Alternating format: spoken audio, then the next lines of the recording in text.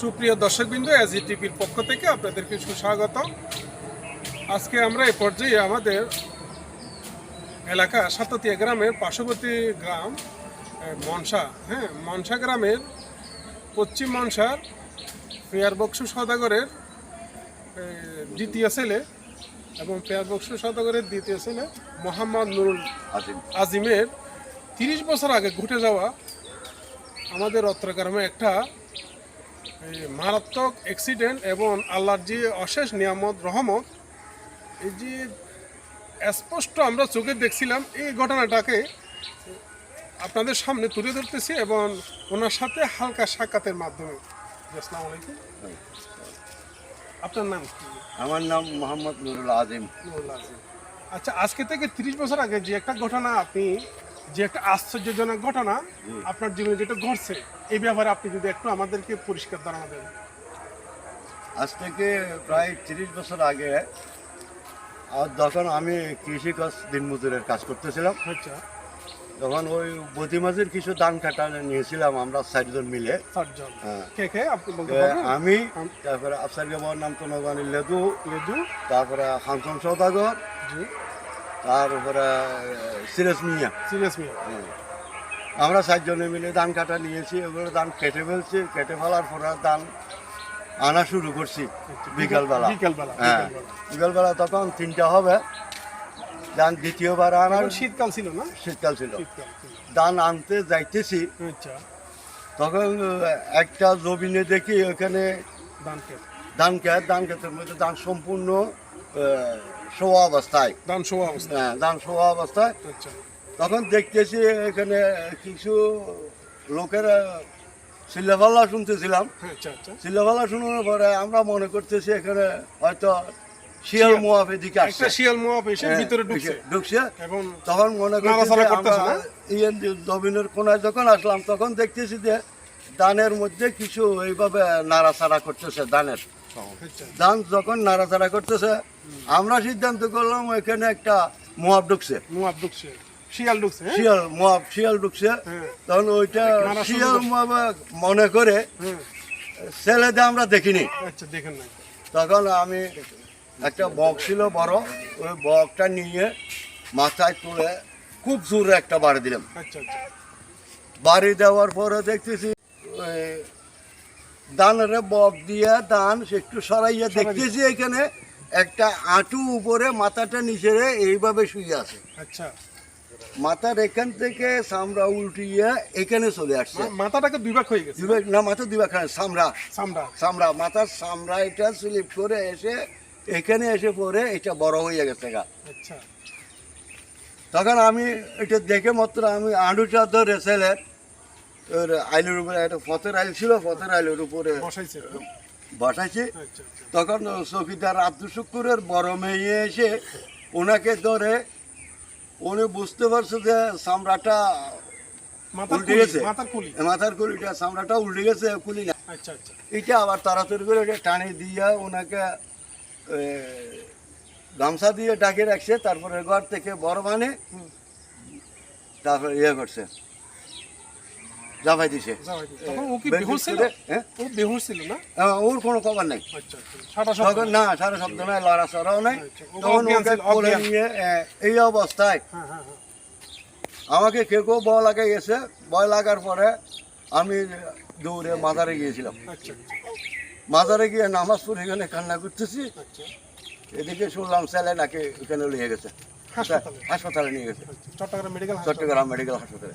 ওইখানে নেওয়ার পর আমি ওখানে বাড়িতে এসে খবর পেলাম রাত্রে, ওখানে নিয়ে গেছে। তখন আমি খবর পেয়ে চিন্তা করলাম এখন আমি কি করতে পারি। তো আমার এক বন্ধু আমাকে পরামর্শ দিল, তুমি মেডিকেল দাও, ওদেরকে হেল্প করো, আর্থিক পারো, যা পারো আর্থিক সহায়তা ওদেরকে করা দরকার তোমার। তখন আমি কি করলাম, আমার শাশুর বাড়িতে গেলাম। শাশুর বাড়িতে গিয়ে আমার শাশুর থেকে, আমার শালা থেকে কিছু টাকা আমাকে দিছে। এগুলো নিয়ে আমি ওইখানে গেছি,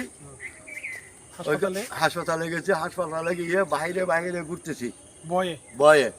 আমাকে কেউ ভয় লাগাইতেছে, এখানে তোমাকে ধরে নিয়ে যাবে, দেখাইয়া দাও, আমি এখন দাঁড়াই দেবো।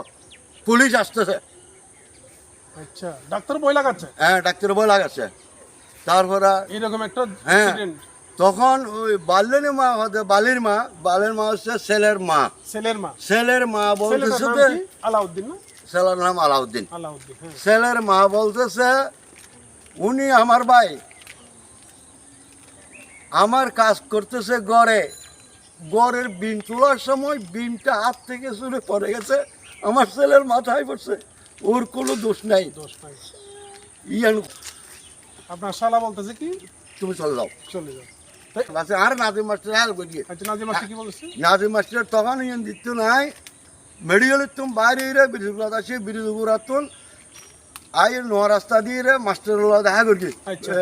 আইয়ের পিডিপি স্কুলের তখন হেড টিচার ছিল। হ্যাঁ, তখন আমি এখানে গিয়ে ওনাকে তালাশ করলাম, তালাশ করার পরে বুঝেই বলছে। হ্যাঁ তালাশ করার পরে একটা শিক্ষক আমাকে বলছে আপনি এখানে বসেন অপেক্ষা করেন, উনি আসতেছে।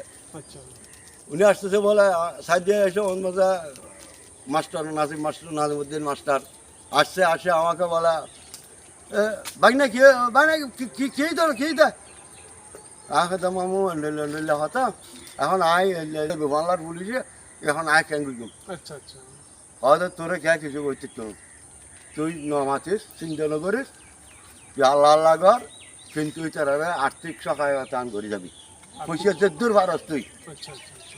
দরকার হলে কেউ তোর খুদি মা এলো লবি তোর চাকা করতে বুঝে আছে তারা তোর হলো ওমতে মাঝে লেগে রে যে আর্থিক সহায়তা আন করে যাবি দূর ভারত। পরের দিন মেডিকেল পরের দিন আবার মেডিকেল গই আচ্ছা যাই রে তার সাহায্য আসি এত সাহায্য ডাক্তারা আয় গিয়ে দিকে তখন কি ডাক্তার জ্ঞান বলতে না আসছিল?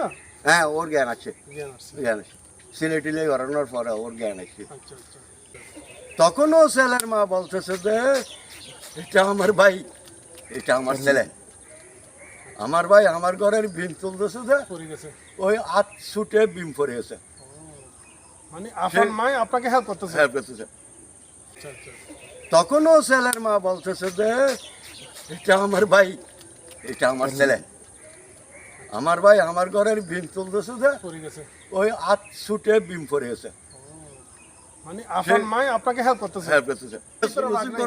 আর বলে না ভাই ব্যস্ত লসিক করো কাজ দিয়ে করো দোয়া করিস। আচ্ছা আচ্ছা আচ্ছা তখন আই ওখান ইয়ে দেখি আবার ডরাইরা চলে এসে চলে আসছে। চলে এনোর পরে তারা চিকিৎসা করে 2 দিন বাদে চলে এসেছি। আচ্ছা আচ্ছা চলে এনোর পরে এটা একটা বড় বুঝে নাজিম মাস্টারে বড় একটা এটা সমাধান করে। সমাধান করে দিয়ে কিছু পয়সা করে দিয়ে খরচার পয়সা করে দিয়ে সমাধান করে দিয়ে ফোয়া লাগিলে এখন সম্পূর্ণ সুস্থ ভালো করে পয়সা করে কামার আরে ফোয়াই যেহেতু দেখে যথেষ্ট যেহেতু দেখে তার সব যথেষ্ট সম্মান করে পড়লে আগের সালাম দিয়ে মোহ করি রাস্তায় বেড়ে দেরি করে আলহামদুলিল্লাহ। প্রিয় দর্শকবিন্দু, এই আমাদের অত্রগ্রামে ঘটে যাওয়া 30 বছর আগে একটা মর্মান্তিক ঘটনা এবং মৃত্যুর হাত থেকে আল্লাহ কিভাবে আল্লাহ রহমতে আবার তার এই আলাউদ্দিনের জীবনটা ফিরে পেল, এই ঘটনাটা কি সুন্দর করে বর্ণনা করছে। এখান থেকে আমরা শিক্ষা নিতে পারি রাখে আল্লাহ মারেকে, রাখে আল্লাহ মারেকে। এবং এই ঘটনা আমরা একটু মনোযোগ সহকারে শুনলে আমরা অনেক উপকৃত পাবো। এই বলে আমরা এখান থেকে বিদায় নিচ্ছি। এজিটিভির পক্ষ থেকে সবাইকে স্বাগতম এবং সবাইকে মোবারকবাদ। আসসালামু আলাইকুম রহমতুল্লাহ।